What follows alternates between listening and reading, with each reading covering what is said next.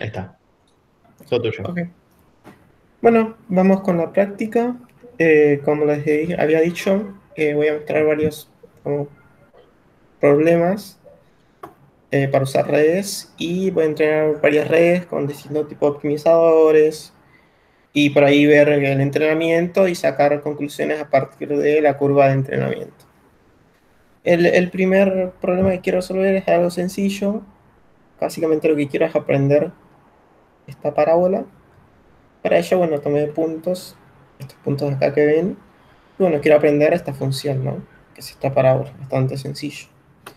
Entonces tengo, bueno, mi x y mi y. Y bueno, empecemos entonces. Separo en validation y training, como bueno, esta función ya la hemos visto, que es train test split de sklearn. Y bueno, divido en un tercio para validation, esto es bastante arbitrario el valor que elegí. Y bueno, el otro es training, ¿no? Y bueno, acá yo voy a usar lo que a Jorge no le gusta, que es el sequential de Keras. Blasfemo. Eh, a mí me parece bastante más intuitivo que el otro, porque voy stackeando capas, como por ejemplo, vamos a... Acá yo defino mi modelo como sequential y simplemente lo que voy haciendo es que voy agregándole capas. Diciendo, bueno, agregame una capa densa, que bueno, ya lo que como vimos, que recuerden, capa densa es que cada neurona de esta capa recibe conexiones de todas las neuronas de la capa anterior. La dimensión de entrada es 1, porque bueno, acá estoy usando, acá la entrada es X, ¿no? Y la dimensión de salida es 1, porque yo quiero que me dé Y. Entonces, bueno, dimensión de entrada 1, la salida es una neurona, ¿no? Y la activación que uso es lineal, porque bueno, estoy haciendo una regresión, ¿no? Por eso si yo le pongo sigmoide, va a estar limitada entre 0 y 1 y medio que no quiero eso. Como ven, yo acá en Dense puedo elegir la activación, acá le puse una tangente hiperbólica, ¿no? Y bueno, acá tengo mi modelo. Hago el compile del modelo, donde básicamente yo defino la función de pérdida y el optimizador, ¿no? Que acá, bueno, elijo Stochastic Gradient Descent. Y esta metric, en realidad, si fijan, acá estoy repitiendo la pérdida con la metric. Básicamente, metric, como lo había comentado Jorge, es algo que imprime en el entrenamiento, o sea, evalúa en mis datos esta métrica y lo imprime, y yo después esto puedo usarlo para distintas cosas. Una es early stopping, por ejemplo, que vamos a ver después. Entonces, bueno, una vez que tengo el compile, ya puedo hacer el fit del modelo. Bueno, acá les puse un poco de texto, donde, bueno, que es el fit y, y nada. Entonces, bueno, con esta variable que se llama verbose, se pronuncia así, creo que sí, yo puedo como decirle que quiero que me imprima durante el entrenamiento. Acá yo elegí que me imprimiese para cada época, tipo cada época y las funciones esta de los y las métricas, ¿no? Y entonces básicamente yo estoy guardando este fit en una variable que llamo history. Para, bueno, después voy a hacer algo con esta variable. Pero bueno, si ustedes nada, le dan, o sea, corren esta celda, van a ver algo como esto, que se va a ir entrenando, ¿no? Y bueno, después, entonces estaría bueno poder plotear esto en función de las épocas, ¿no? Primero que todo, en realidad lo que ploteo es, bueno, entrené mi modelo, ¿cuántas épocas? 200 épocas, acá, 200 épocas. Y dije, bueno, ahora quiero ver qué aprendiste, ¿no? Hago un predict del validation y gráfico. Bueno, o sea, esto es lo que graficó, ¿no? Y por ahí vemos que lo que aprendió por ahí no está tan bueno. eh, no aprendió mucho, digamos. Y si vemos, por ejemplo, cómo es... Ah, ok, bueno. ¿Se acuerdan que habíamos guardado el punto fit en una variable history, ¿no? Si yo esa variable history... A ver, esa variable history tiene adentro guardada en un JSON, que bueno, JSON es como eh, una forma de guardar información. No sé, tiene dentro de ese JSON estos valores de acá de mean square error, validation loss, y entonces yo puedo acceder a esas variables haciendo la variable de nombre que yo le puse al feed, punto history y val2. O sea, si ven acá val2 es esto de acá. Y si yo quiero acceder, por ejemplo, a los, pongo, en lugar de poner el val2, pongo acá los. Entonces puedo ir accediendo a todos esos valores, digamos. Por otro lado, si se fijan, yo acá, durante el entrenamiento, además le pasé un validation data, que de acá le pasé bueno, los datos de validación, ¿no? Eh, ¿qué hace eso? Hace que además, en cada época, además de calcularme la loss y el mean square error del set de training, me calcule el loss y el mean square error del set de validación. Y le llama val loss a ese valor. Siempre como que le pone val adelante, digamos. Entonces, bueno, yo ploteo el MSE porque bueno, a causa de mean square error de, del history, digamos, tanto del validation como del training, y se ve algo así, digamos. O sea, vemos que va disminuyendo el error a medida que aumentan las épocas. Acá le puse la cantidad de épocas, eran 200. Y nada, vemos que, bueno, va aprendiendo algo, ¿no? Porque va disminuyendo el error tanto del entrenamiento como del C de validación. Por acá si preguntan algo. Ok. Entonces, bueno, ahora lo que voy a hacer es decirle, bueno, quiero que aprenda algo más. Acá lo que voy a hacer, otra cosa que se suele usar es definir por fuera una variable que se llame, que sea el optimizador, porque si no, o sea, como que cada vez, depende del optimizador que haga, yo tengo que acá agregarle más hiperparámetros, se queda como un chocolate acá adentro, entonces, nada, eso se acostumbra a tipo, poner afuera el optimizador y después pasarle como optimizer esa variable.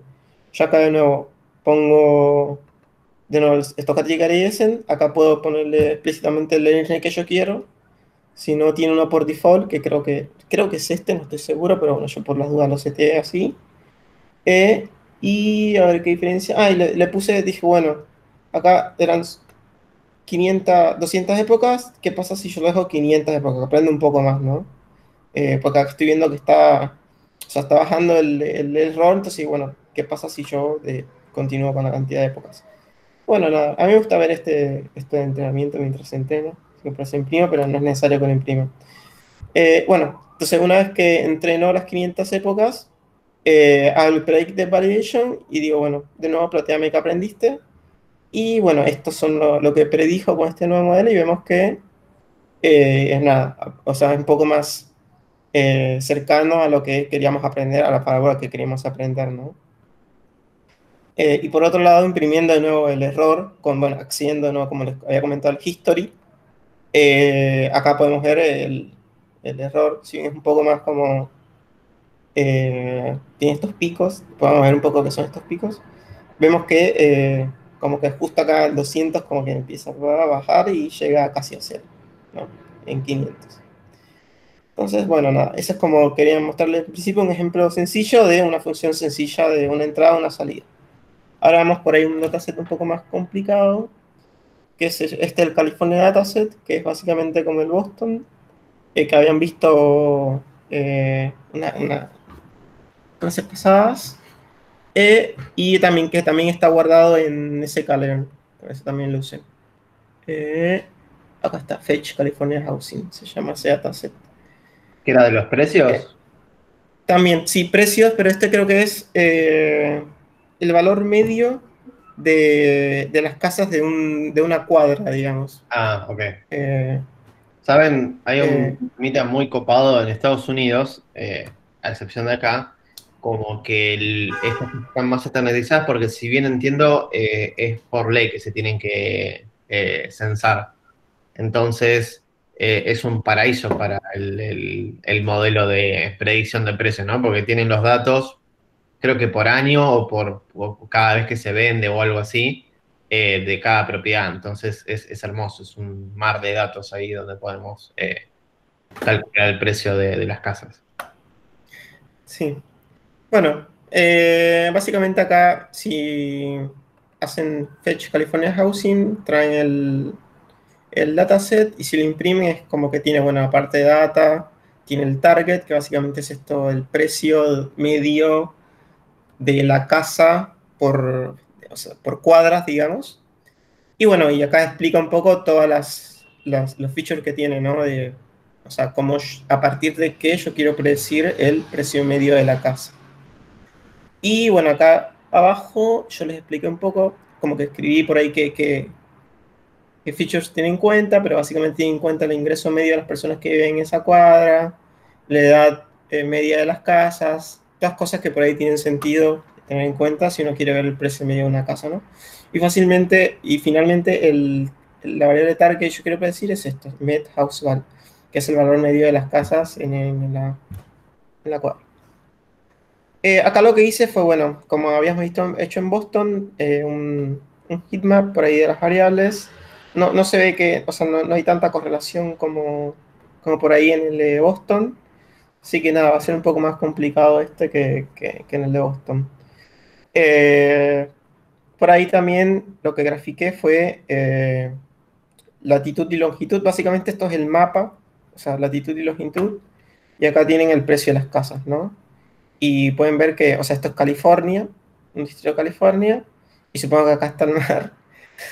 Así que supongo que nada, que las casas, estas casas acá son las más caras. Y básicamente, bueno, esto es lo que queremos nosotros de alguna manera predecir, ¿no? Cómo ver cuáles son las más caras. Bueno, acá ya tenemos directamente el data frame, pasado a data frame, digamos, y acá, bueno, tenemos los valores. Nada. Lo que voy a hacer primero quiero como no sé no sería un baseline, sería como, hagamos lo más simple, que va a ser una regresión lineal con, bueno, mis variables, y después, bueno, pruebo con una red a ver qué pasa, ¿no? Comparando, porque por ahí, al no saber qué valores son esperados de error, no puedo decir si la red está aprendiendo o no, digamos. Eh, por ahí también, tener en cuenta de que esto va a afectar un poco, de que los valores de las casas como que vienen así, y de pronto como que tienen cortes en 5 y esto creo que es porque como que sí, como que este era el límite, o sea, si el valor es mayor que 5 lo pusieron como 5 digamos. Y eso va a afectar un poco el resultado que uno obtenga, porque, bueno, ya les voy a mostrar por qué. Bueno, acá lo que hice fue un poco rescalear los datos, como habíamos hecho en Boston, digamos, o como había hecho Hunt. Y hice un cross-validation de una regresión lineal, digamos, y calculé el RMS, esto es literalmente lo mismo que habíamos hecho en Boston, y obtuve un valor de 0,64. Por ahí este valor como para tener de referencia cuando entrenemos una red, ¿no? Del root mean square error. También lo que hice fue lo mismo que habíamos hecho en Boston, ver por ahí cuáles eran los features que más importaban. Y bueno, acá me hice negativo y negativo longitud y latitud. Básicamente esto como que lo que está diciendo es que si yo voy acá en el mapa para abajo en latitud y para abajo en longitud, están las casas más caras, lo cual por ahí tiene sentido si vemos el mapa. Pero bueno, no voy a entrar mucho en detalle en los datasets, quiero ver el tema de la red neuronal. Bueno, acá lo que estoy haciendo es ploteando el iPredio con el irreal, digamos, y esta línea acá que ven es el corte que les he hecho en 5. O sea, que por más que el precio de la casa era más alto, ellos lo pusieron como 5, entonces, bueno, y acá hicimos un rescaleo también del I, entonces por eso aparecen 2,5. Pero bueno, nada, eso. Sepamos que es por eso. Y bueno, básicamente yo acá esperaría, o sea, entre mejor sea mi modelo, más parecido a esta recta igual a X que yo ploteé acá, va a ser el iPredio versus el irreal, ¿no?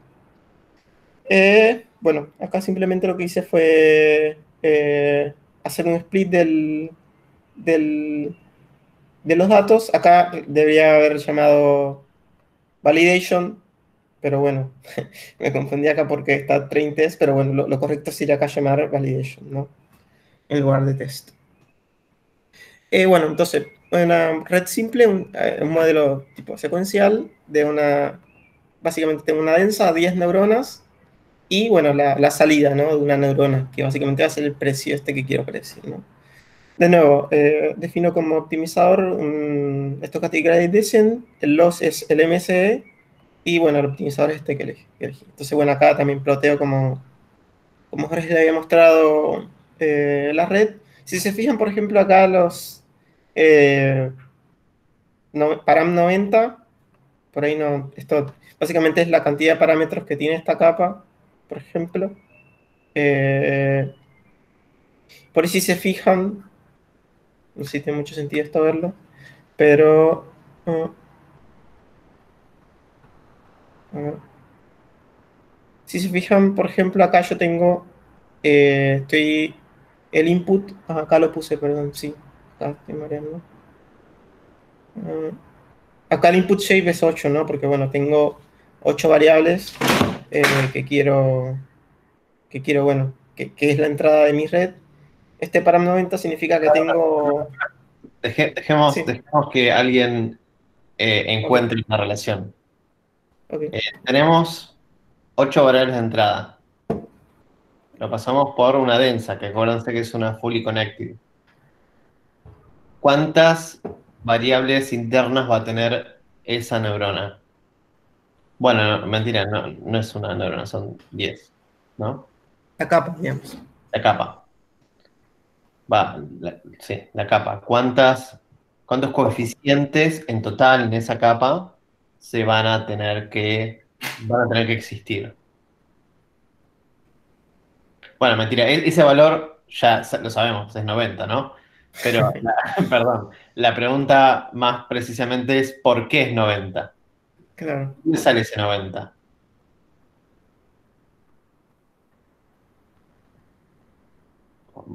Acá lo tenemos que sí o sí contestar porque esto es clave para como hacer clic y entender qué estamos haciendo. Tenemos Ahí lo veo 8 acá. 8 variables de entrada. La capa es una capa de 10 neuronas.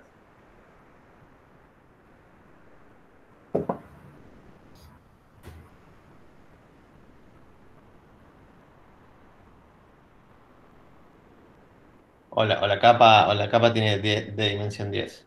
¿Alguien me puede hacer por qué es 90? Teníamos 8 de entrada. Tenemos 10 neuronas. ¿Cómo llegamos a 90?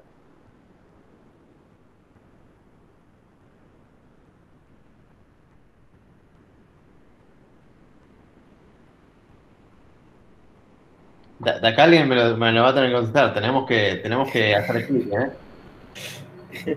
No, mira, tengo todo el día. ¿No hay 10 más en la última? ¿En qué última, Leonardo? Para combinar. 10 más en la última. No, la de 10 es la primera. O sea, mira, ahí lo que hizo Camilo fue decirle, bueno, tengo una capa densa, o sea, una fully connected de 10 de dimensión, o sea, 10 neuronas, y de X tenemos 8X que entran, ¿no? Juan dice 80 por 10 porque tenemos los 8X y cada uno de esos X se conecta por cada una de las 10 neuronas, entonces es 8 por 10. Ahí tenemos 80, ¿no? Y después nos falta otros 10. ¿Dónde están esos otros 10? Son los biases. Cada neurona de esas 10 tiene su más B, acuérdense. Entonces tenemos 80 más 10, 90.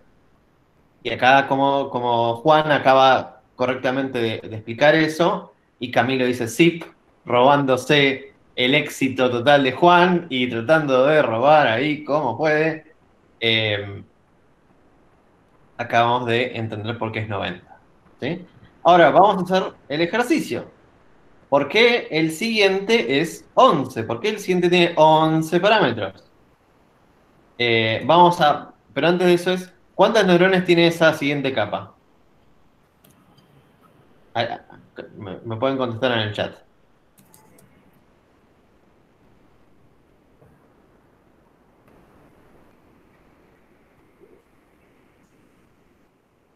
Cuando Camilo en esa ejecuta esa línea, ¿no?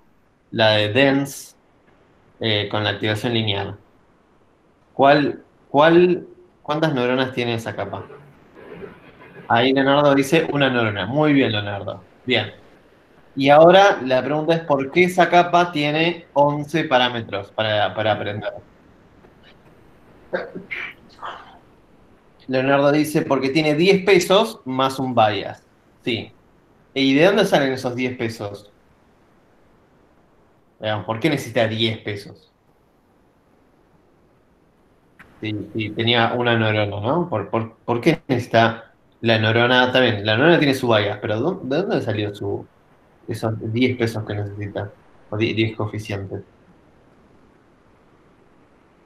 Leonardo dice, para combinar las 10 de la etapa anterior. Exactamente, Leonardo. A esa neurona le van a entrar 10 entradas.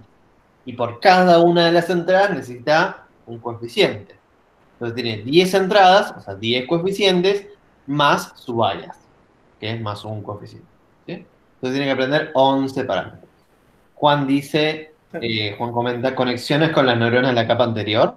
Exactamente, Juan, exactamente. La cantidad de parámetros que necesita una neurona es la cantidad de entradas que le llegan, ¿sí? Más su bias. Y esa es la cuenta mágica que hay que hacer, ¿no? Y uno ya puede decir que mientras más conexiones o mientras más grande es una capa con respecto a la otra, la cantidad de parámetros sube mucho.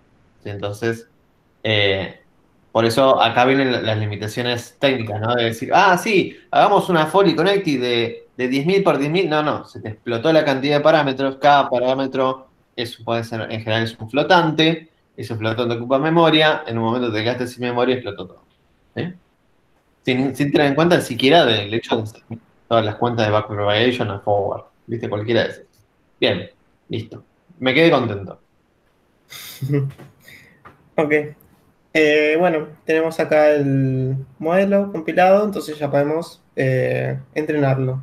Para entreno, bueno, 100 épocas, y bueno, les pasó como siempre el validation, que no, acá sería validation, eh, y lo entreno. Nada, acá me imprime, fíjense, que acá solamente me imprime el loss, bueno, acá sería bad loss, porque acá yo no le puse ninguna métrica, ¿no? Acá cuando yo digo, ¿dónde está? Con compile, en el modelo anterior yo tenía metrics igual a, y había puesto nuevo MC, pero acá dije, no, ¿para qué voy a hacerlo si la loss es la misma métrica que yo estaba poniendo? Y si se fijan, esto no lo necesito para entrenar, así que es la métrica simplemente algo para mostrar durante el entrenamiento. Y para yo ver después, ¿no? Entonces, bueno, nada, acá básicamente hago lo mismo que antes, hago un predict del set de validación y grafico. Bueno, acá se ve un poco mejor que lo que teníamos antes. ¿Se acuerdan? Antes estaba un poco más disperso todo. Eh, y nada, o sea, tengo algo un poco mejor que lo que tenía antes, ¿no? Pero bueno, usé 100, ¿cuánto eran? 101 parámetros, ¿no? Ahora lo que voy a hacer es graficar ¿se acuerdan del history? Yo había guardado el entrenamiento en el history y voy a graficar esto que me mostraba en el entrenamiento de tanto el validation como el training. Y obtengo algo así, ¿no? O sea, yo veo que en general la red aprende y veo estos picos de acá, ¿no? Estos picos, o sea, pueden... acá creo que me estoy spoileando. Acá, bueno, lo que yo puse es, vemos que salta bastante el entrenamiento. ¿Qué podemos hacer para que salte menos? ¿Qué es lo que controla la velocidad de aprendizaje? Entre comillas. Por ahí quiero que me respondan esto como esta pregunta básicamente que hice acá. ¿Cómo podríamos hacer para que esto sea menos fluctuante, digamos, que salte menos cuando estoy aprendiendo? Eh, no sé si alguno se anima a responder. ¿Qué sería incremento? Acá, bueno, acá Leonardo contesta, más chico el incremento. No me acuerdo el nombre. Claro, perfecto. Sí, bueno, creo que se te referís a la tasa de aprendizaje, ¿no? Sí, Que también llamada básicamente, learning, learning, ¿no? Rate. Bien, Juan, bien. perfecto. Perfecto. Leonardo dice Eh, learning rate, perfecto. Muy bien, chicos. perfecto, sí. Mínimo comentario. A veces, dependiendo del optimizador, acá fíjense que, bueno, acá baja el learning rate, ¿no? Antes era 0,1, ahora le pongo 0,05. Y dependiendo del optimizador, lo tengo que pasar como LR o como learning rate con este guión bajo en el medio, ¿no? Eso fíjense en la documentación por ahí, si utilizan otro optimizador. Entonces, nada, es literalmente la misma red que antes, pero bajé el learning rate. Y bueno, entreno de nuevo. Y esto es lo que obtengo. Nada, por ahí salta un poco menos que antes, ¿no? Pero bueno, yo todavía veo un poco que está un poco medio, medio fluctuante, ¿no? Y la Medio pregunta espinoso. es, claro, medio espinoso. Como qué otra cosa podemos mejorar, ¿no? Para mejorar el entrenamiento como tal. ¿Qué le podemos Es sugerir a decir, Camilo que cambie ahora? Ya cambió el learn rate y no cambió. Bueno, cambió, pero no lo suficiente. ¿Qué otra cosa le podemos decir a Camilo que haga?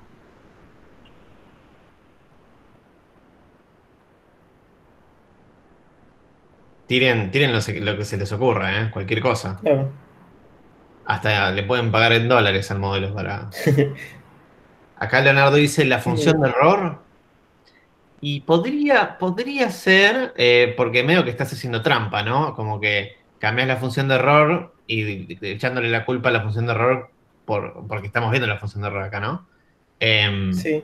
Podría ser, esa es una opción, de hecho a veces se usa otra función de error para ciertos casos. Em, ¿Te sirve, Camilo, la función de error o necesitas otra cosa? Necesito otra cosa. Pero Es otra respecto a la cosa. función de error, sí, o sea, imagínense que eso, o sea, lo que estaba explicando, vieron el grafiquito ese que hacíamos de función de error y nada, que se iba moviendo con learning rate. Si cambian la función de error, básicamente lo que están cambiando es esa función que quieren minimizar. Entonces, si quieren el problema de minimización es un problema distinto, ¿no? Entonces, por ahí si cambia la función de error, lo que esperarían es que la superficie por la que tienen que moverse sea un poco más tranquila, ¿no? Sea un poco más linda. Esa como es la Claro. motivación por ahí de cambiar la función de error. Pero Sí, bueno, lo- incluso dentro podemos, hay familias, entre comillas, de funciones de error que resuelven el problema de regresión a clasificación que no vamos a ver en el curso, por ahí vamos a mencionar muy suavemente, bueno, suavemente, muy sutilmente, pero por ahora acuérdense, mean square error y entropía, binary cross entropy y eso. bueno, ahí Juan Manuel tiró las derivadas segunda derivada del gradiente. Y, o sea, sí, en parte tienes razón, porque lo que yo me refería era cambiar un poco el optimizador. Es decir, una vez que tengo el gradiente calculado con, recordemos con backpropagation, cómo yo modifico el peso a partir de ese gradiente, ¿no? Entonces voy a usar uno más sofisticado que es Stochastic Gradient Descent de los que les mostré, que se llama Adam, ¿no? Nada, eso si quieren ver qué es, que vayan por ahí a la documentación, pero nada, simplemente yo lo defino acá como Adam y lo utilizo como optimizador. Y voy a ver qué da, ¿no? En teoría esto es un poco mejor que el Stochastic Gradient Descent. Y bueno, literalmente esta es la misma red que antes, pero solo con Adam como optimizador. Bueno, entonces entreno de nuevo y ploteo del history el loss en el RSMC y obtengo esto, ¿no? Que como verán es un poco más lindo, o sea, el aprendizaje fue un poco menos errático que el anterior, por esto de que yo creo que Adam, no estoy seguro, creo que usa de hecho la de la segunda, por Hessiano o algo así. Entonces como que no solo estoy utilizando el gradiente, sino que por ahí estoy usando un poco más de información para modificar mi peso. Entonces, por eso es que por ahí el aprendizaje es un poco más, menos errático, ¿no? Esa sería como la explicación así de por qué. Eh, entonces, bueno, ahora intentemos complejizar el problema un poco más, porque bueno, teníamos solo una capa densa de 10 neuronas. ¿Qué pasa si yo agrego y agrego? Acá hay una Sí. pregunta de Leonardo que dice, ¿el EVA funciona también? El Adam. No, todavía no. Ah. Ah, no, cualquiera, era Dan. Ok, no dije nada, perdón, leí mal. No, pasa que Juan, está bien, ya. Juan, Estamos. no, no, no. Creo que, no sé si es una, bueno, no importa. Juan dice, está bien, intento el chiste fallido, está bien. Yo no sé leer Sí. chistes, así que tengo que entrenar en eso. Bien, Juan dice, Pues ¿dar un optimizador más sofisticado garantiza mejorar el aprendizaje? ¿O puede ser que empeore? esa pregunta vamos a responderla en un momento. La verdad, Porque tengo una. una tita por esa pregunta. Es muy buena pregunta porque está muy buena la pregunta.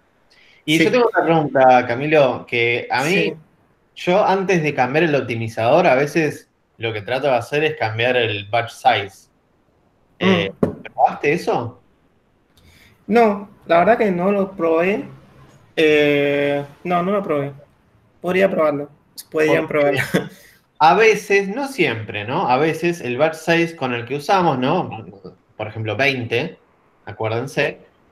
Por ahí, si tenemos los datos un poco ruidosos o justo tenemos la mala casualidad que esos 20 nos empujan para un lugar que no era de la función de costo real, ¿no? Igual no vamos a entrar mucho en detalle con eso, pero bueno, tengan en cuenta que a veces para tener una mejor dirección, no tan fluctuante, en donde hay que mover todos los coeficientes, a veces se acostumbra a aumentar un poquito el bar size mentira, o probar tres bar sizes distintos, por así decirlo, para ver qué tanto le afecta el batch size al optimizador que estemos usando. Ya sea Stochastic Gradient Descent o Adam o el que sea, porque la mayoría hace este approach de agarrar un conjunto de datos, no todos. ¿Sí? Nada más. Exacto. Bueno, acá lo que hago es el modelo, igual modelo que antes, pero una capa más, digamos. A ver si, bueno, aprende un poco más. Piensa que acá estamos en 0.5. Nada, recordando la regresión lineal de 0.64. Así que bueno, acá estamos también un poco mejor que la regresión lineal. Es bueno, pongámosle una capa más a ver qué pasa. Y bueno, nada, aprendió un poquito más, no, no mucho, digamos. Eh, no, no mucho. Y yo ahora lo que voy a hacer es, a ver, vamos a ver si por ahí se capta la idea. Voy a tomar menos cantidad de datos y voy a agregar más parámetros a mi red. ¿Qué puede pasar cuando tengo menos cantidad de datos y mayor cantidad de parámetros a entrenar? Digamos, qué- qué de lo que vimos en todo el... Ok, perfecto, sí. Acá, Leonardo dice overfitting, perfecto. sí. Yo Eso, leo las preguntas, ¿viste? Para que queden en el video y que todo el mundo las... ok. a inmortalizar a los participantes, ¿no? Leonardo dice overfitting, Pablo dice overfit, con signo de pregunta, y Leonardo comenta de vuelta, y no puse over, sino overfitting. Perfecto, muy bien, Leonardo. Ese ahorro de caracteres, bien, bien. Sí, no nos gusta la gente que pone. Y el que pone OF ya está, no, recurso. No, mentira, los queremos a todos. Eh, bueno, acá voy a tomar menos cantidad de datos que antes. Si bien son 10.000 datos, es menos que antes. Y bueno, y fíjense que voy a agregar una capa de 50 y una de 20. O sea, antes tenía creo que 10 y 10, ahora voy a poner eso. Y entreno 500 épocas y es todo lo mismo que antes, básicamente.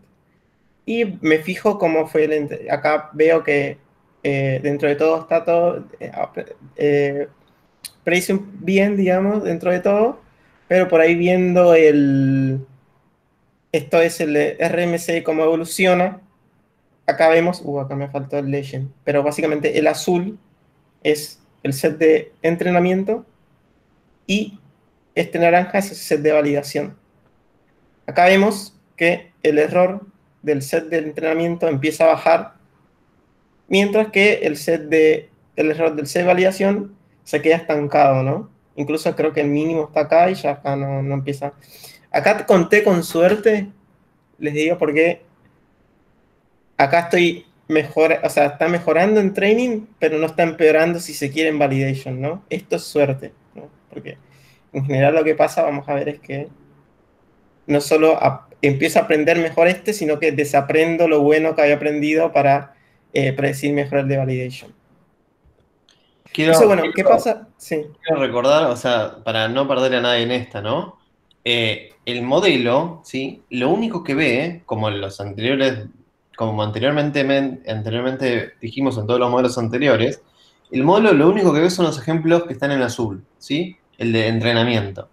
Los que están, bueno, los valores calculados a partir de la validación que da la línea amarilla, o no sé cómo es, naranja, amarilla, no sé, eh, son datos que no vio el modelo. Entonces, acá lo que está pasando es, el modelo está memorizando, está empezando a hacer trampa, está memorizando el set de entrenamiento, y no está logrando crear reglas genéricas para resolver el problema.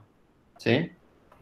Entonces, es claro, caso de overfitting, pero también lo podemos ver como, de otra forma explicada, está memorizando el set de entrenamiento y está, bueno, en este caso mantuvo, de pedo, como dice Camilo, mantuvo la performance en validación, pero en general a veces empieza a bajar la performance en general en validación, porque como que desaprende las reglas. Es como que si yo tratara de aprender la tabla a multiplicar y en vez de aprender a multiplicar me macheteo toda la tabla de multiplicación. Entonces, cuando me preguntan sobre los datos de entrenamiento, yo saco mi machete, me fijo en la tabla, respondo y tengo puntuación perfecta. Pero ahora me viene otro número, otros dos números que no estaban en mi machete y fallé completamente. Entonces, también se puede ver como una forma en cuentito de explicar esto. Sí. Incluso, por ejemplo, si yo acá aumento la cantidad de neuronas, antes eran, pues para arriba porque no recuerdo, 50-20, ahora yo pongo acá 150 y entreno de nuevo el modelo igual. Fíjense cómo me queda ya la curva. Fíjense que acá no solo o sea, empieza a aprender mejor el entrenamiento, sino que empieza a empeorar con el de validación, ¿no? Vemos que acá tiene el mínimo y ya acá empieza a tener más error de lo que tenía antes, ¿no? Entonces, bueno, esto sería como, por ahí el gráfico que les mostré, sé que empieza la curva así y después empieza a subir el error, como que acá tienen, si quieren, un poco esa curva, digamos, expresada, ¿no? Y eso pasa porque, bueno, tengo muchos parámetros y nada, por ahí no está aprendiendo, o sea, a partir de un punto no aprende cosas útiles que me sirvan para datos generales, o sea, para generalizar, ¿no? Entonces, bueno, acá ya a partir de un punto empieza a desaprender cosas útiles que aprendió. Creo que ahí. ¿Cómo podríamos solucionar este problema? ¿Qué métodos vimos para mejorar la generalización de modelos? Por ahí quiero que me respondan eso. No sé si alguno sabe qué métodos por ahí para mejorar la generalización eh, vimos. eh, Somos todo oídos, que chicos. vimos.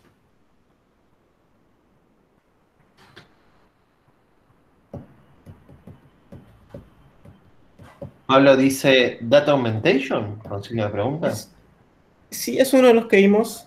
Acá no voy a aplicarlo, Pero es una pero respuesta válida. es una respuesta válida, sí. ¿Cómo Por ahí sería? que, A ver, Data Augmentation acá podría ser agarrar, no sé, ¿Qué variables tenías, Camilo? Una, por ejemplo. eh, sí, la cantidad de habitaciones, La cantidad igual de esa es complicada. Sí. sí, justo la cantidad de habitaciones Eh, podría llegar a ser. Mirá, bueno, eso es un caso, ¿no? De Data Augmentation que podríamos cagarla, porque si a veces supongamos que aumentamos uno y disminuimos uno para hacer una variación, ¿no? En un caso como la cantidad de ambientes, la podríamos estar cagando porque por ahí la cantidad de ambientes, un cambio de un ambiente más, un cambio de un ambiente menos, en especial en las casas que tienen, no sé, de uno o tres ambientes, es monstruosa la diferencia, ¿sí? Entonces ahí le estaríamos haciendo un data augmentation tan grande que nos explota todo. Yo creo que tirame otra más fácil, Camilo. eh, pasa que, o sea, es complicado porque, por ejemplo, si modificas latitud y longitud, como que viendo el mapa, depende bastante de dónde está ubicada la casa, por ejemplo. Entonces no sé Bueno, si... mirá, ahí tenés un caso perfecto, latitud y longitud. Podríamos agarrar y darle un pequeño delta a latitud y longitud, muy pequeño, ¿no? Considerando que, bueno, si una casa en X1, X2, ¿no? No sé, en latitud 100, latitud 100, longitud 100, ¿no? Una casa que está infinitesimamente al lado, ¿debería valer lo mismo si tiene los mismos atributos? La respuesta sería sí, ¿no? Bueno, entonces podemos hacer un data augmentation de mover un metro a la derecha, o un metro a la izquierda, un metro arriba, un metro abajo, ¿no? movimientos, ¿no? Y pedir que sea el mismo target, el mismo resultado. Y con eso estamos haciendo data augmentation. Entonces, Sí, en mi opinión, los valores continuos son más fáciles de chamullar, por así sí, decirlo, porque le damos un delta muy suavecito y ya está, ¿no? Acá Leonardo propone una cosa bastante interesante que puede ser válida, ¿no? Dice, Data Augmentation podría ser una interpolación, digo, considerar 2,5 ambientes. Eh, la respuesta es sí, podrías. El tema es que en general, como set de entrada de la variable, nunca vas a tener 2,5. Entonces, ahí ya te estás eh, como pasando del data augmentation simple a un data augmentation más elaborado, donde estás cambiando una variable discreta a una variable continua. No sé si está del todo mal, ¿eh? Habría que probarlo, me parece es un muy buen approach.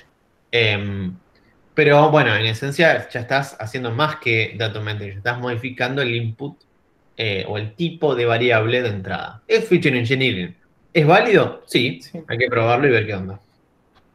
Después voy a leer los comentarios de los anteriores, que eran Alejo dice dropout y Ariel dice regularización y Camilo dice sí, robando nuevamente. No, Eh, igual soy yo, soy Camilo. vos sos Camilo. Ah, pero había Sí, otro Camilo.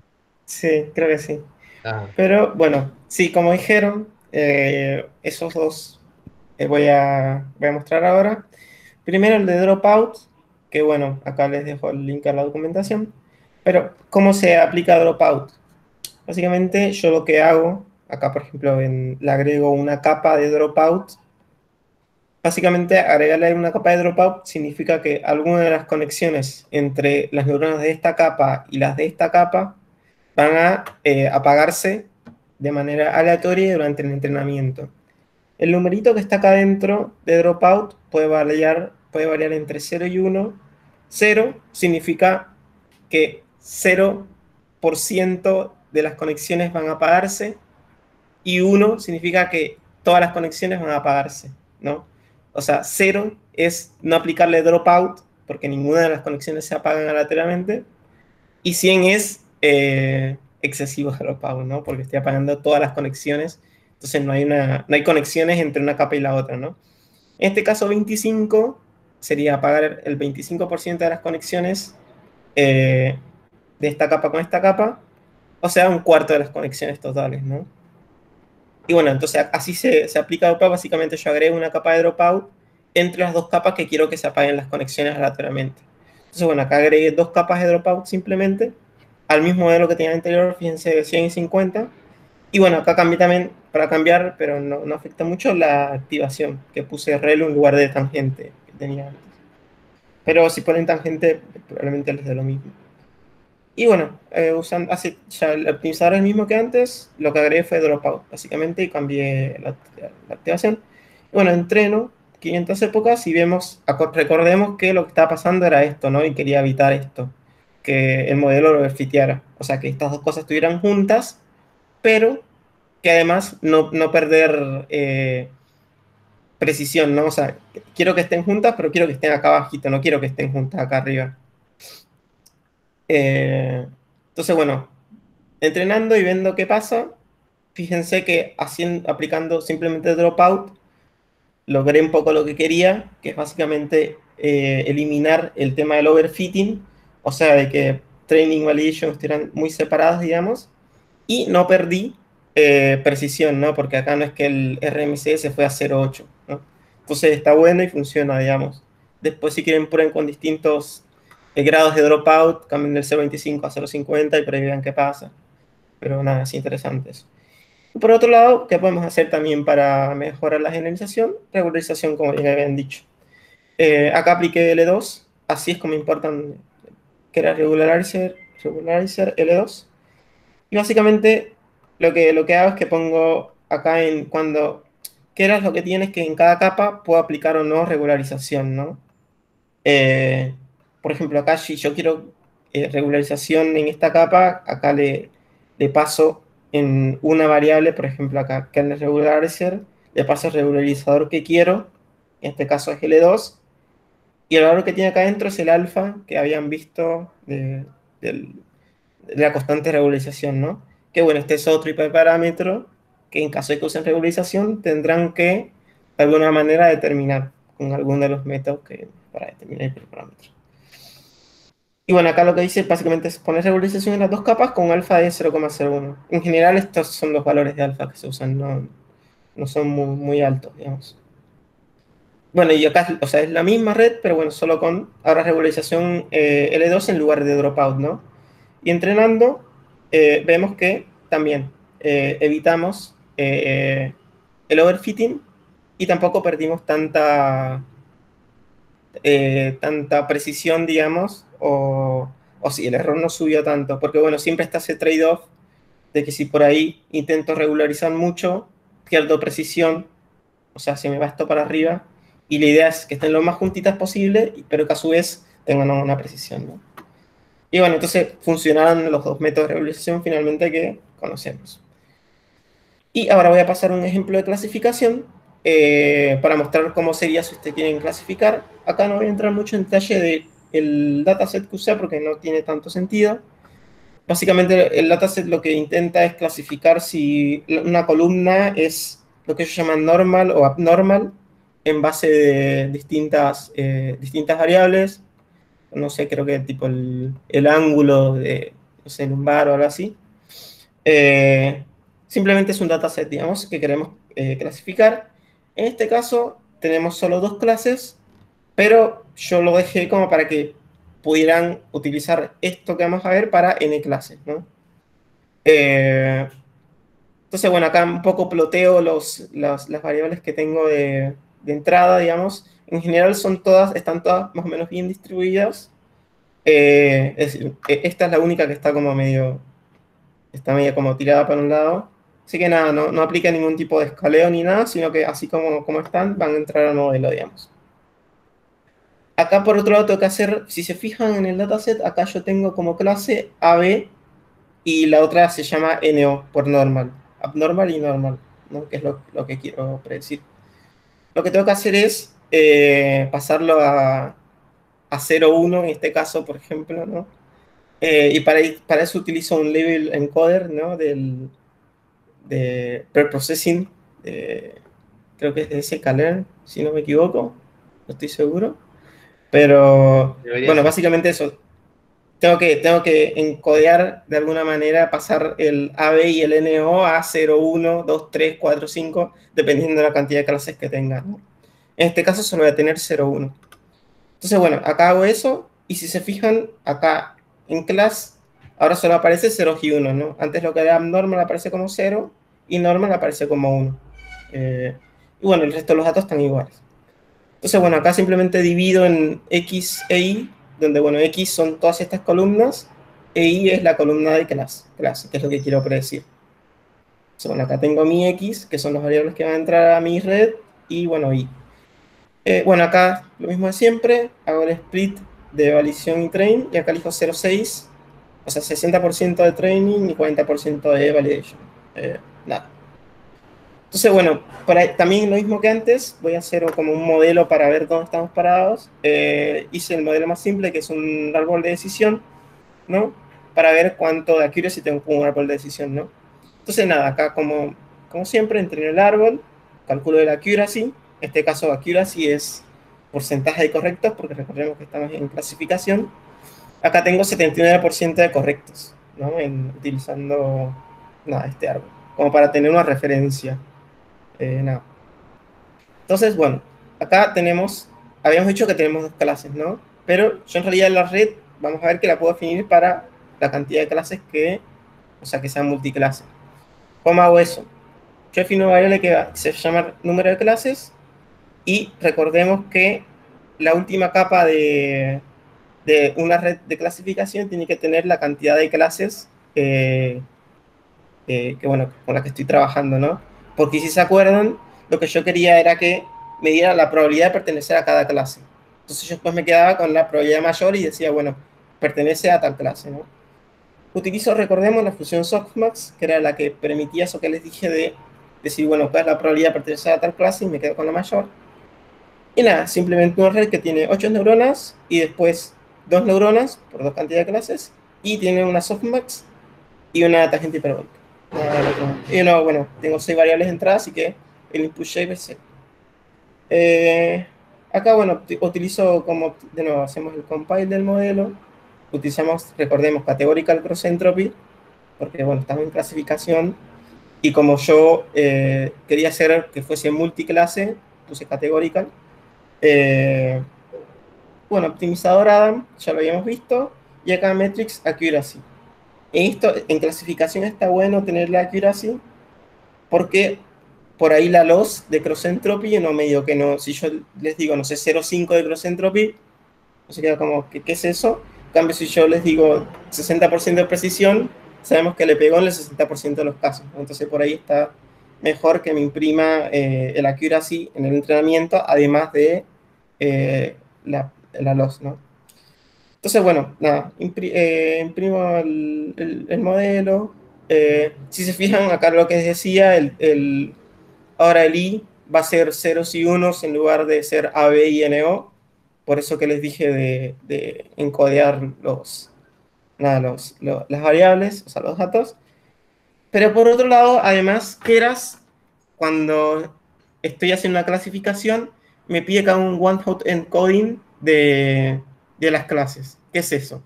En lugar de 1, acá quiere que le pase un vector que sea 0, 1. ¿Por qué?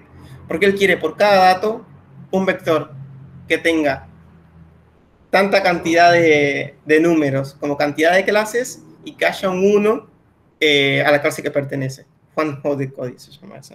Creo que ya solo lo hemos visto en algún momento. Sí, sí, Pero bueno, nada. lo vimos en Feature Engineering. Y Perfecto. ahora lo que estamos haciendo es la variable target la pasamos a one hot encoding porque lo que estamos haciendo, recuérdense, es usando como capa final la softmax. La softmax devolvió un vector. Entonces, para comparar peras con peras, nos pide que comparemos vectores con vectores.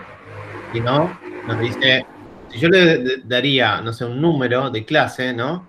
¿Cómo quieras vas a ver qué parte del vector, cómo comparar un escalar con un vector, ¿no? Entonces nos pide a nosotros, che, mira, yo no sé muy bien cómo hacer mapeo. Dame vos el vector y yo te hago diferencia entre vectores. Exacto.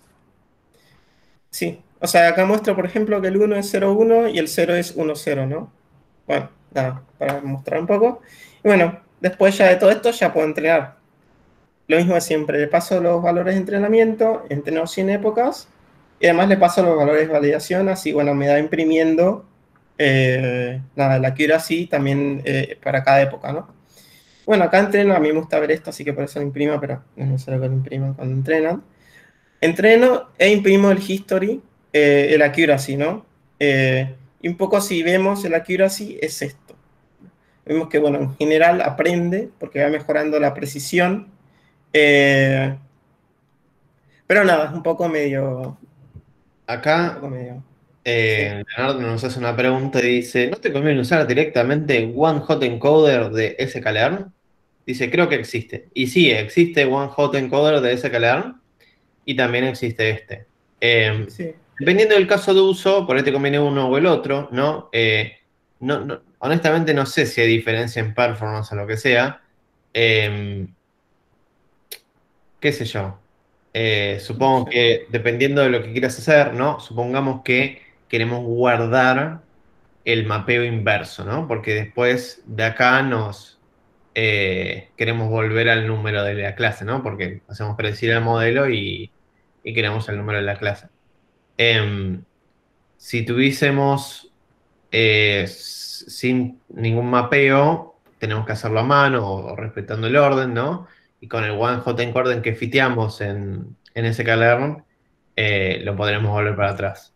Pero la verdad, claro, no es tan, no sé si justifica tanto hacerlo. Y de hecho, yo, en general, a mí me piden, ¿no? En un ambiente profesional, ¿no? Es hacer un truco horrible que es que esto no lo voy a decir, lo voy a decir solo una vez y listo. Que el modelo de per se vuelve un string con la clase, ¿no? Que eso se puede, adentro del modelo uno puede hacer una lógica, no, no es entrenable, se agrega después del entrenamiento. Y a partir del one hot encode agarramos el máximo, la máxima posición y volvemos un string con el label. Entonces la gente que consume el modelo directamente usa un string, recibe un string, ¿no? Esos son los trucos para evitar justamente los errores de mapeo posteriores al uso de un modelo. Sí, o sea, no sé qué. O sea, lo único que se me ocurre que por ahí podría estar un poco complicado es que, si fijas, acá tiene un puntito, que esto como que es un float, no sé cómo OneHot Encoder si también te vuelve un float. Si hace por dentro el casteo de. Supongamos que, no sé, OneHot Encoder no te vuelve un íntegro en lugar de un float, si hace dentro del casteo, quieras o lo que sea que haga, no hay problema, pero si no hace el casteo, por ahí se complica. Pero sí, no sé realmente cuál es mejor. Sí, yo lo usé simplemente porque nada, esto es una herramienta que Keras usa y bueno, ya que estoy usando Keras, se los muestro y nada, pero sí. Bueno, acá está por acá. Nada, habíamos entrenado el modelo. Esto es algo que por ahí les había, no sé, creo que mencionaba Jorge, pero por ahí está bueno cuando ya las redes empiezan a ser un poco profundas, no usar sigmoides para funciones de activación, bueno, porque eso trae otros problemas. Es conveniente usar la familia de las ReLUs, digamos. Eso como comentario por ahí si hacen redes más profundas. Entonces acá ya empiezo como a probar cosas. Por ejemplo, acá le cambio el optimizador y agrego un relo, regularización en optimizador, digo, bueno, todo lo que tengo, a ver, y entreno, digamos. Y nada, simplemente entreno. Por ahí tuvo un poco más de accuracy, pero no estuvo tan bueno.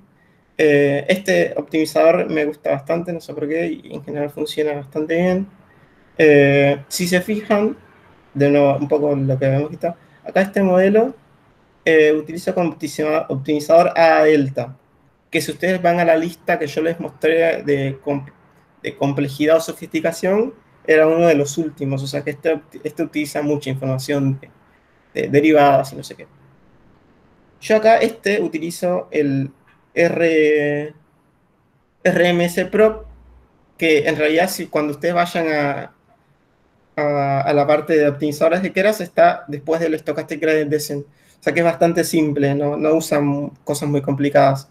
Creo que eh, creo que utiliza el valor actual del gradiente con el valor anterior o algo parecido.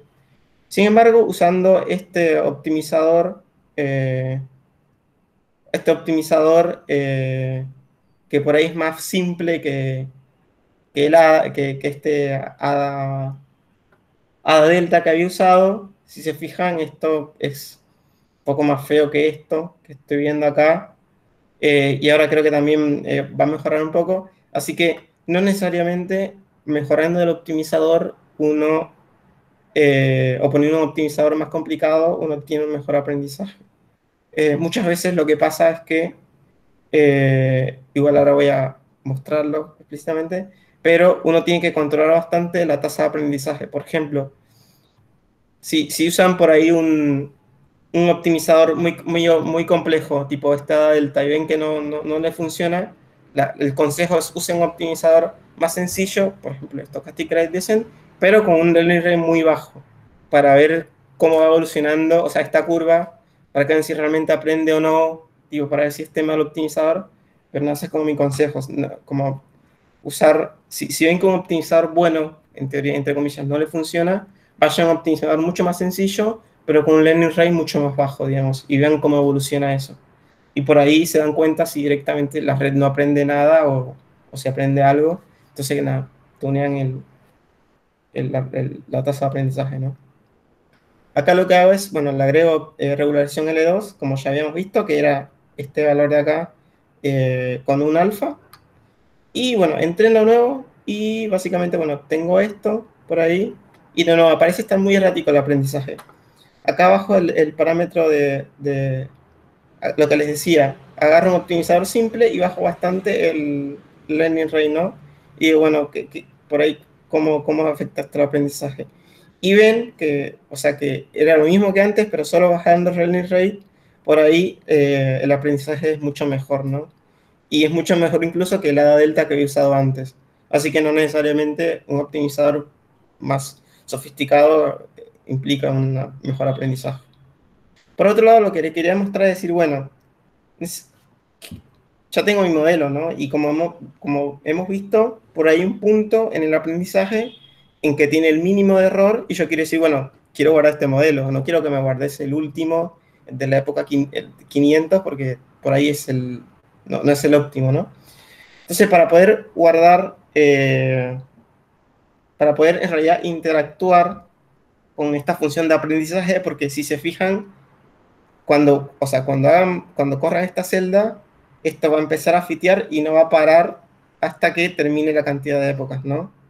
Entonces no es que van a poder decir, bueno, parame acá en la época, no sé, 50 y guardame el modelo. Para hacer eso, tienen que usarlo a través de callbacks, que se llaman callbacks, que básicamente lo que hacen estos callbacks es que evalúan algo en cada época y realizan una acción, ¿no? En este caso, por ejemplo, a mí me gustaría en un principio eh,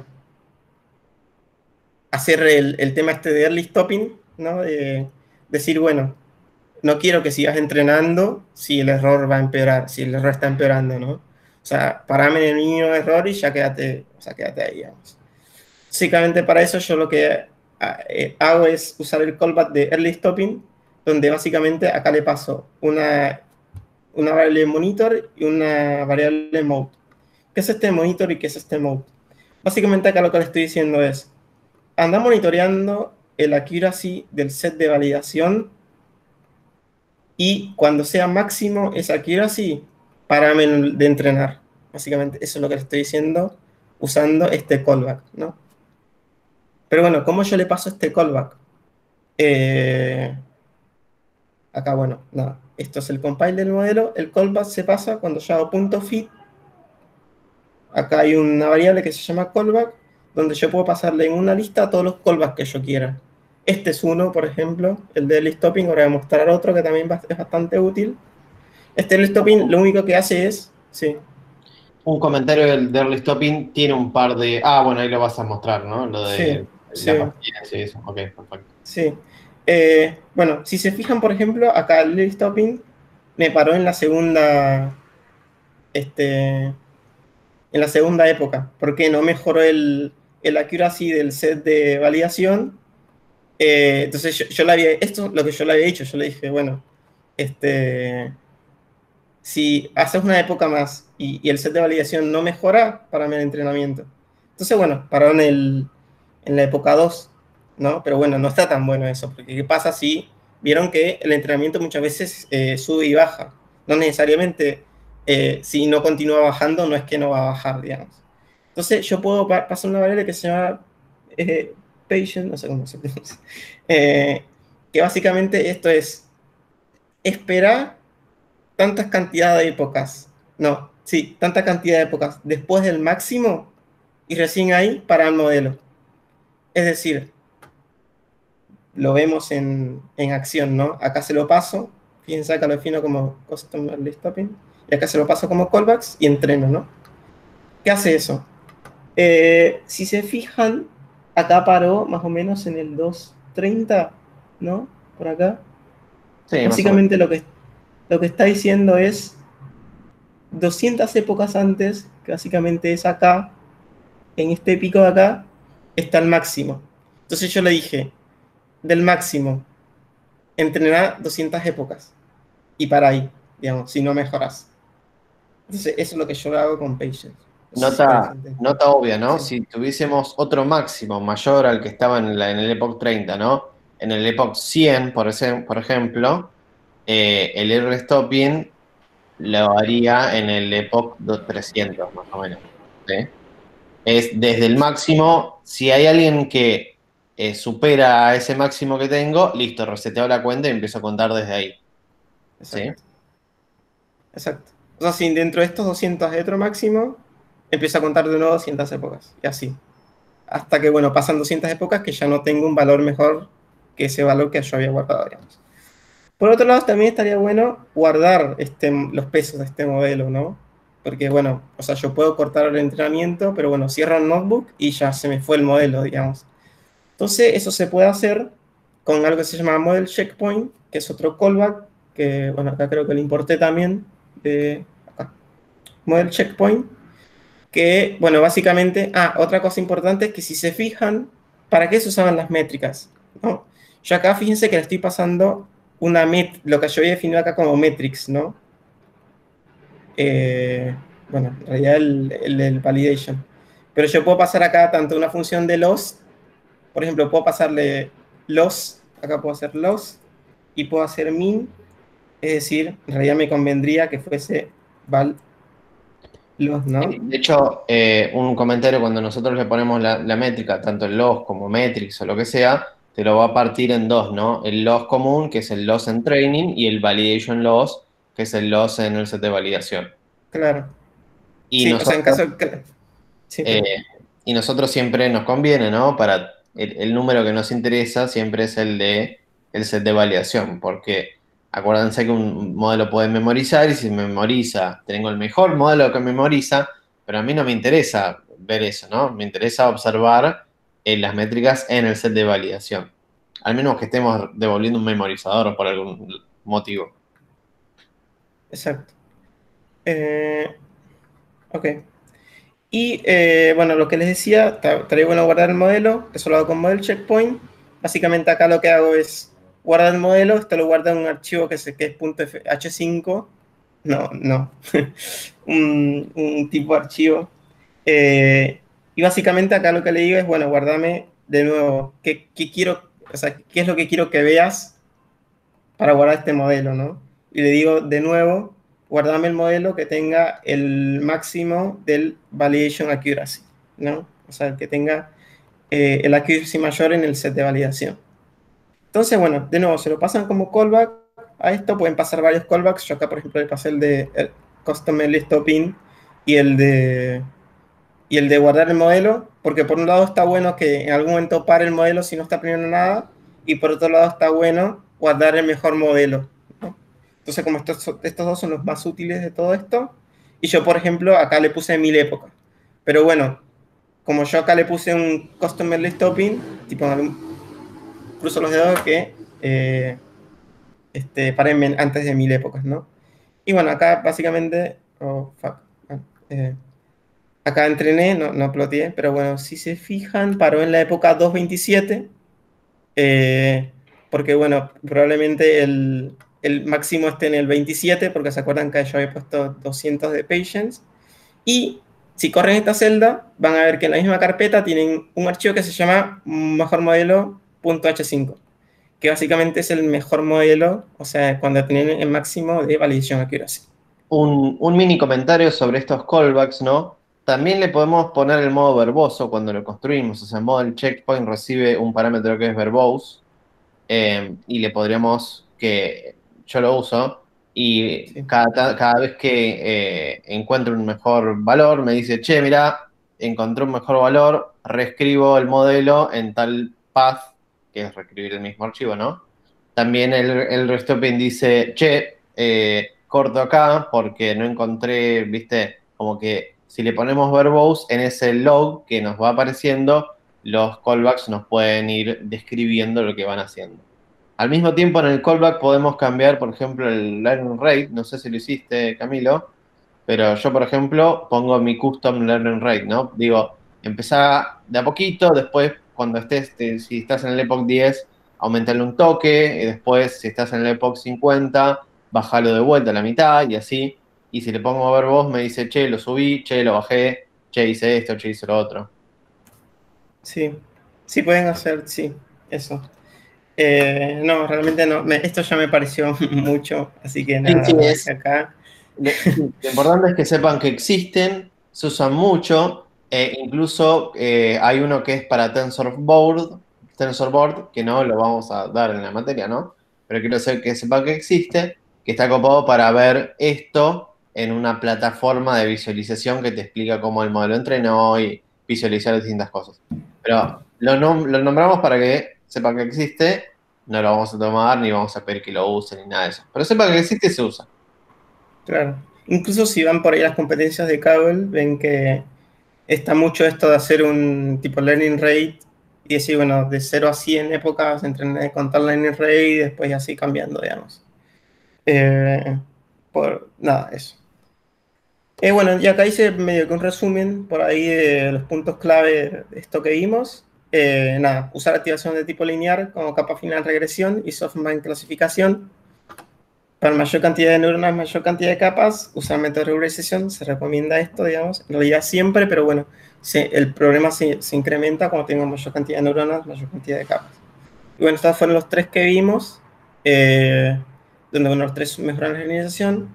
Es recomendable usar tipo ReLU para redes profundas. No siempre los optimizadores más sofisticados funcionan mejor, esto que le dije acá. Y esto que les decía de en general conviene usar optimizadores simples, con bajo learning rate y controlando esos learning rate. Y el tema de qué cantidad de capas y cantidad de neuronas, la navaja de Ockham, digamos. Empiecen por capas, pocas neuronas y pues vayan complejizando. Y no es simple, como vieron, el diagnóstico a partir de la curva de aprendizaje y nada, como que se requiere un poco de ver distintas y probando muchas veces y decir, bueno, este curva de aprendizaje pasa esto, por lo tanto podría funcionar. No sé si tienen alguna pregunta, acá terminó lo que les quería mostrar. Por ahí si no entendieron algo de lo de antes. Por ahí si se fijan, eh, esto es bastante lindo, digamos, y es con, de nuevo, el RMC, que era mucho más sencillo que ADA Delta, pero con muy bajo learning rate. Digamos, esto que les decía de usar cosas simples y bajo learning rate, en general funcionan, digamos. Y nada, eso es todo. Perfecto. Para el que esté paranoico del parcial, ¿no? No vamos a probar a que testearle distintos optimizadores, ¿no? Porque no los explicamos. Lo único que queremos es que sepan que existen, que cada uno tiene una complejidad desde gradient descent hacia algo más que gradient descent. Van a escuchar mucho el tema de uso del momento, el tema de uso de las derivadas segundas, eh, el tema, sí, hay varios trucos ahí usables y a veces cierto tipo de problemas, no este caso, ¿no? Otros tipos de problemas en general solo se solucionan con algún tipo de optimizador en conjunto con otro tipo de función de costo. Pero eso es yéndonos a hilar más que fino, que no compete el curso, incluso que ni yo sé a veces explicar, ¿no? Entonces, nada, sepan que existen optimizadores, sepan que pueden llegar a solucionar su problema o pueden no solucionarlo y el objetivo era otro, ¿no? Nada más. De vuelta, ¿alguna pregunta? Dejamos los 30 segundos reglamentarios para dudas y si no hay más, podemos ir en paz. En paz. ¿Saben dónde pueden ir? En paz a completar la encuesta, mientras esperamos dudas, cuyo link ya está en el chat.